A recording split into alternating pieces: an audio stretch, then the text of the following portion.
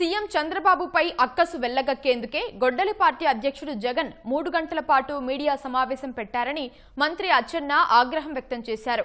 కూటమి ప్రభుత్వం చేస్తున్న అభివృద్ధి, సంక్షేమం గురించి చెప్పకుండా అబద్ధాలు వల్లెవేశారని ధ్వజమెత్తారు. జగన్ లాంటి వ్యక్తులు సమాజంలో ఉంటారని గ్రహించే శంకర్ అపరిచితులనే సినిమా ఎప్పుడో తీశారని విమర్శించారు. గొడ్డల పార్టీ అధ్యక్షుడు పాత్రికేయుల సమావేశాన్ని పెట్టారు. 2 సంవత్సరాల్లో ఊహించని విధంగా అభివృద్ధిని, సంక్షేమాన్ని, పరిశ్రమల్ని ఈ రాష్ట్రానికి తీసుకొచ్చి అభివృద్ధి చేస్తున్నాం కాబట్టి దాని మీద ఎక్కడ కూడా మాట్లాడలేదు. మొత్తం మొదటి అక్షరం నుంచి చివరి అక్షరం వరకు పచ్చి అబద్ధాలు.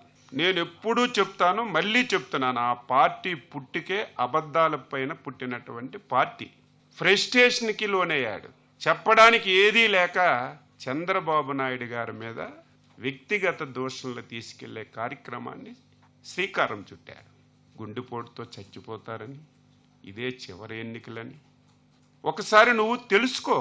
చంద్రబాబు నాయుడు గారు 76 సంవత్సరాల ఏజ్లో 26 సంవత్సరాల కుర్రవాడిలాగా పనిచేసి ఈ రాష్ట్రానికి, ఒక దేశానికి ఒక రోల్ మోడల్గా పనిచేస్తున్నటువంటి వ్యక్తిని ఒంగోని కొబ్బరికాయ కొట్టలేనటువంటి నువ్వు అటువంటి విమర్శలు చేస్తుంటే ఆశ్చర్యం కలుగుతుందని చెప్పి తెలియజేస్తున్నాను. నేను ఒక బాధితుడిని.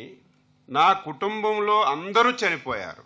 మా తాత చనిపోయాడు, నా తండ్రి చనిపోయాడు, నా బాబాయి చనిపోయాడు. అన్నింటికీ కారణం చంద్రబాబు నాయుడు గారని చెప్పి నిస్సిగ్గుగా ఆయన మాట్లాడినటువంటి ప్రతి మాట ఆయన్ని అన్వహించుకొని వాళ్ళు కుటుంబాలు చేసినటువంటి వ్యవహారాలు, ఆయన చేసిన వ్యవహారాలు, ఆయన చేస్తున్న వ్యవహారాలు ఒకసారి గుర్తు చేశాడు. కానీ అది చంద్రబాబు నాయుడు గారే చేస్తున్నట్టుగా బయటికి వ్యక్తపరిచాడు. ప్రముఖ డైరెక్టర్ శంకర్ గారు అపరిచితుడనే ఒక సినిమాని తీశాడు. మీరందరూ చూసుంటారు.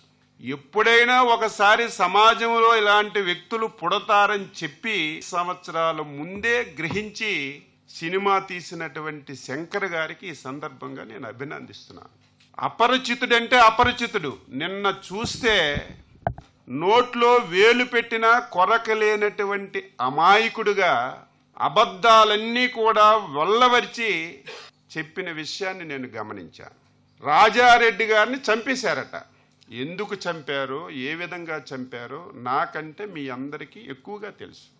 నిన్న జగన్మోహన్ రెడ్డి ప్రెస్ మీట్ ఒక అంతకు మంచిదే.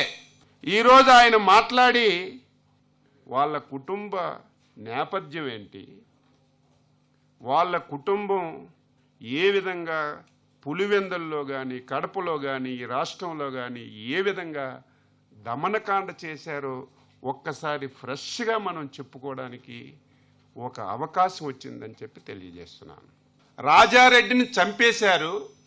చంపిన వాళ్ళని నేను ఏమీ చేయలేదు, ఇదే బెస్ట్ ఎగ్జాంపుల్, నేను మంచివాడినని చెప్పానని మాట్లాడాడు. వెంటనే బాధితుడు పార్థసారథి ఒక సమావేశం పెట్టాడు.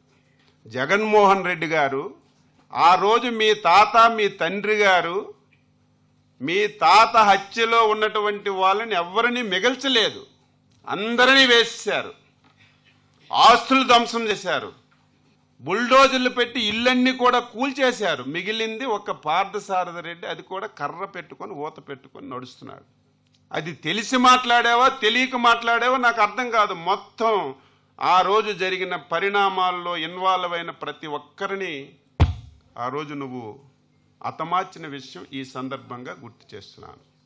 ఆ రోజు పులివెందలకి తెలుగుదేశం పార్టీ పక్షాన ఉన్నటువంటి వ్యక్తి ఇందులో ఒక బాధ్యుడని నువ్వే చెప్పావు, నేను చెప్పలేదు.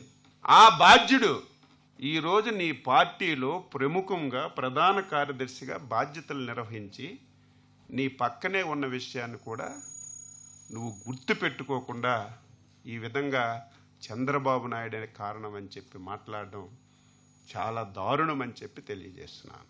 చంద్రబాబు నాయుడు గారు అపోజిషన్ లీడర్గా ఉమ్మడి ఆంధ్రప్రదేశ్ రాష్ట్రంలో శాసనసభలో ప్రసంగం చేశారు. 4 రోజుల తర్వాత రాజశేఖర రెడ్డి గారు నువ్వు అసెంబ్లీకి రావు అని చెప్పి చంద్రబాబు నాయుడు గారు ప్రసంగం చేసిన తర్వాత 4 రోజులకే హెలికాప్టర్ కూలి చనిపోయింది. చంద్రబాబు నాయుడు గారు పాత్ర ఉందని చెప్పి నిస్సిగ్గుగా మాట్లాడుతున్నారు. ఈరోజు రేపు మీకు చూపిస్తాం. ఇప్పటికే మీకు ఆ వీడియో వచ్చింది. చంద్రబాబు నాయుడు గారు స్పష్టంగా చెప్పారు. అదేంటో మన రాష్ట్రం యొక్క దౌర్భాగ్యం. ఆ రోజు రాజశేఖర రెడ్డికి కానీ ఈరోజు జగన్మోహన్ రెడ్డి కానీ మన రాష్ట్రం మీద, మన రాష్ట్రంలో ఉన్న దేవుళ్ళ మీద ఒక కక్ష కట్టుకున్నారు. ఎందుకంత పగ? దేవుళ్ళ మీద మీకు ఎందుకంత పగ?